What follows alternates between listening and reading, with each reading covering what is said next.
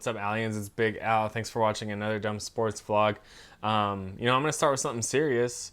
I'm never serious, so this is a big one. But welcome back, Alex Smith. Alex Smith. I pulled it up right here. I'm gonna read it for you.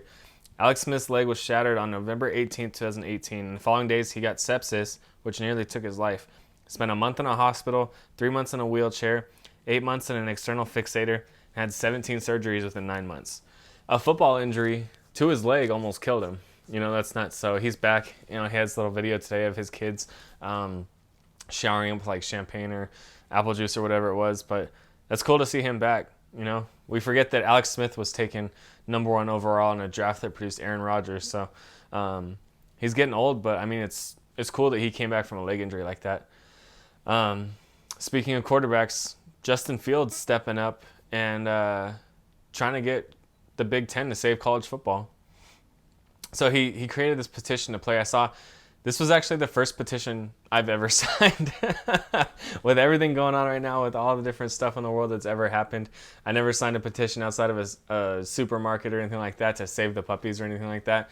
But I signed the petition that Justin Fields put out to save Big Ten football this year. I don't even like the Big Ten. I'm a Pac-12 guy.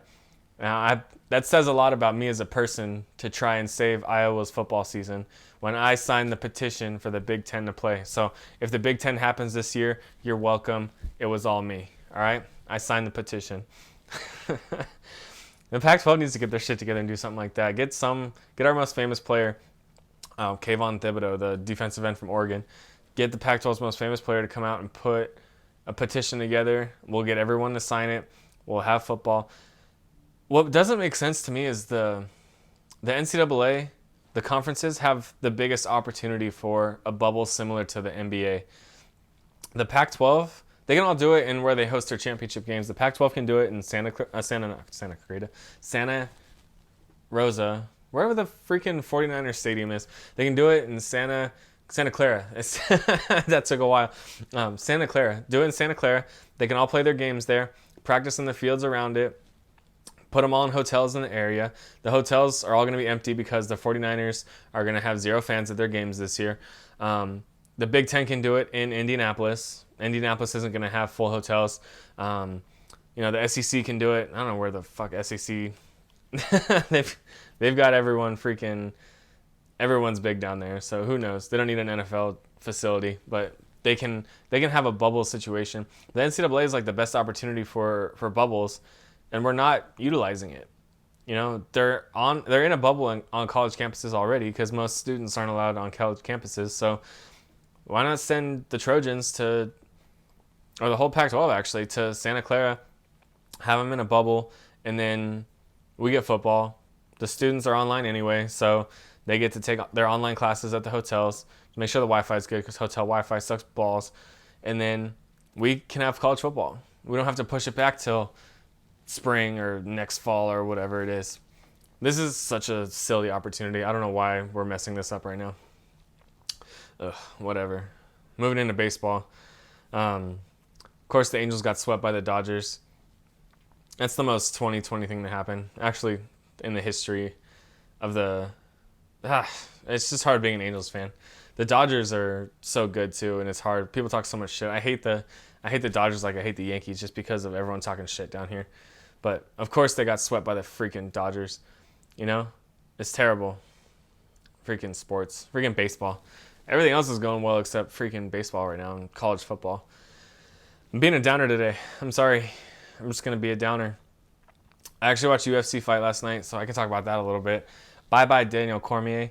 No more watching this man stuff his freaking gut into his shorts and then get ready to fight. I mean, I'm not the skinniest guy in the world. I'm pretty chunky, but last night I watched him stuff his gut into his shorts and then begin the round. I felt bad for him too because he got poked in the eye pretty good. That guy was Stipe at least had like maybe two knuckles deep in him. Was it middle finger or was it this finger? He used 2, like a lady. He used 2 fingers, poked him in the eye pretty good, and then he said he couldn't see the rest of the fight, and that kind of sucks. Your last fight ever, last 2 rounds you went not seeing a damn thing, but I'm not going to miss him. I don't really like him. He just used to lay on people. Of course, he was a wrestler, but he just used to lay on people, and he was so fat that he couldn't get off him, so I'm not gonna miss him in the UFC. Let's talk about Tekashi 6ix9ine fighting too. The guy before the main event, I think his name was O'Malley. I don't know what his first name was. I don't remember. I should have looked this up. I don't prepare for anything, but I should have looked this up. But you got this guy O'Malley painted his hair like the Ecuadorian flag, where his opponent Vera, again I don't know the first name, but he painted his hair like the opponent's flag. And he slipped and like tore his ACL and then got his ass kicked. You can't be talking shit like that. He had a perfect record too before that. Imagine just having a perfect record in fighting and then you slip wearing some rainbow hairstyle and then you freaking get your face planted. I can't wait. Next month is Israel Adesanya. I don't know. He's the guy that he sat there and looked across the ring at someone and was like, "It's okay. I'm prepared to die." That's the most badass freaking thing anyone's ever said in the ring. It's like, I don't care what you do to me. I'm prepared to die right now. That's wild. So with Daniel Cormier being gone, let me talk about my snap of the week. So this is my segment. I snap away someone. You see the Thanos gauntlet in the background. I snap someone away every week or something I don't like about sports or just talking shit. So this is my segment. But today we're snapping away. Actually, it's already happened. Jose Altuve's talent. Freaking gone. The Astros scored like 13 runs in the game yesterday and Jose Altuve went 0 for 5. The guy sucks this year. He's hitting something atrocious. Something non-MVP caliber like he was in the past. Ever since this cheating thing came out, this whole season's been a bust for Altuve. It's been rough. The Astros are still doing all right, I guess, but Altuve freaking blows. He was batting .330, I think, last year or a couple years ago. This year, dead fish, man. That guy's terrible. He's only like 5'8", so if he's not hitting anything, he's not beating anything out. No, he's not. Man, get rid of him. Just get rid of all the Astros. Should have snapped them away a long time ago. They shouldn't even be playing this year. Their season should be pointless. All right. A lot of people like my list, so I'm going to keep going with lists. Today I'm going to do top 5 fast food burgers. I told you I'm not a skinny mini, so I can eat my burgers. Trust me. I'll put down a burger. So I'm going to give you my top 5. But number 5, Wendys Baconator.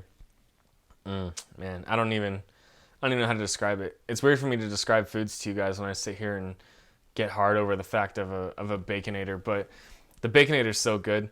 If you look at, this is the best burger out of Burger King, McDonald's, Carl's Jr., all the pretty much like fast food burger joints.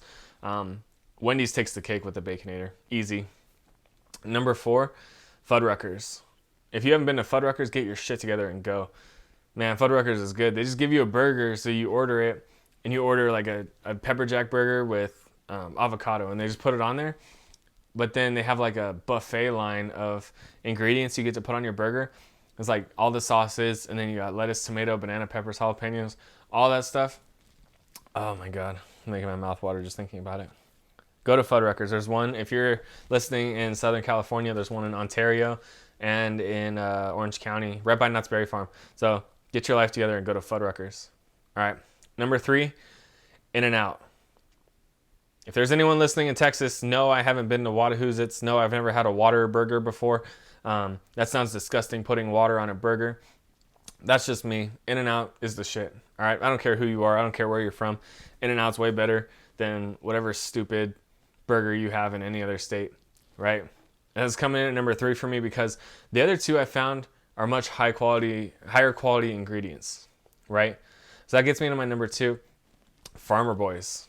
I don't know if they have Farmer Boys on the East Coast or not. I have a couple people that listen across the country, but Farmer Boys is so good. And the thing that sucks about it is like all natural ingredients and stuff like that, so it makes me have to shit like right after I eat it. But the Farmer Burger, bacon, avocado, ooh, man, that's a good fast food burger. That's probably the best burger place with a drive-through. And that burger, they make them all fresh. They're so good. That's like the bombest fast food burger right there. Not fast food burger, drive-through burger. I don't think my number 1 has drive-throughs. I don't know what technically classifies fast food. I just assume drive-throughs. But my number 1 doesn't have a drive-through. All right, let's just get to it. Let's get to it. Number 1, Five Guys. Five Guys burgers are good. You guys sit there and laugh about stuff. Five Guys has some bomb-ass burgers, and you sit here like, oh, Five Guys is way too expensive. Like, you get what you pay for, dickhead. If you're gonna be cheap, go to McDonald's, get a freaking McDouble for $1, get a McChicken for $1, put them in between each other, call them a McGangbang, eat your cheap-ass burger, and get the fuck out. All right? Five Guys burgers are bomb. Pay the $10 for a freaking hamburger. Pay the $12 for a freaking hamburger. Get yourself a good burger. Treat yourself. All right? Don't sit here and complain about price when you want a good-ass burger. Just go get a good-ass burger. I told you where to get one. All right? Five Guys, Farmer Boys, In-N-Out. If you want to be cheap, go to In-N-Out. Burger's like $3, right? You want a good-ass burger? Go to Five Guys. Put some A1 sauce on it. There you go. Get me passionate about hamburgers. I'm going to start sweating in here in a minute. Oof.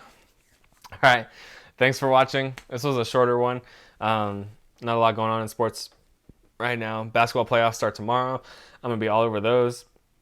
Baseball's still going. The Angels, the further they drop down the standings, the less I give a shit about baseball. So I'll throw in baseball tidbits here and there. Bucks play on Tuesday, start with the Magic. But with basketball playoffs starting tomorrow, I'll start watching some games. Give you guys some of that. We are like 30 days away from NFL football. I'm so excited. College football will be whatever. We'll watch the SEC, ACC, and Big 12. Yeah, Big 12. I always mix up the Big 12 and the Big 10. Well, we're almost there. Hold out for football. Basketball playoffs will guide us right into football season. Yeah, thanks for watching. Have a great day. Love always. And remember, Iowa sucks.